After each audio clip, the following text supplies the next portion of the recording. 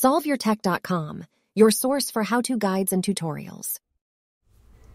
Welcome to our video about how to make Firefox your default browser on iPhone 15 Pro.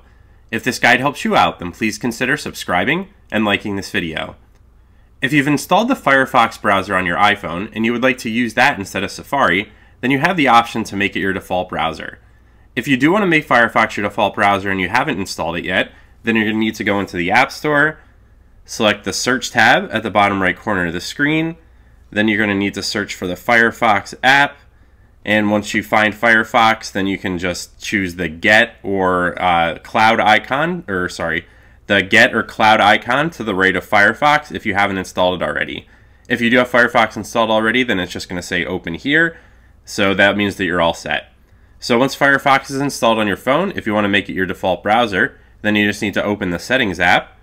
You can then scroll down and find the Firefox option from this menu. And once you find Firefox, then you can select it here. Now you're just going to need to choose the default browser app option that appears on this screen. If you don't see the option for the default browser app, then that means that Firefox is already your default browser. But if you do see this default browser app option, then it's going to show whatever your current browser whatever your current default browser is. So just select this. And then you're going to see the browsers that are currently installed on your phone that are available to be your default. Now you just need to choose the Firefox option from this list, and now Firefox will be your default browser when you click on a link in Messages or Mail. Make sure to like this video and subscribe to our channel to see more tech guides like this one.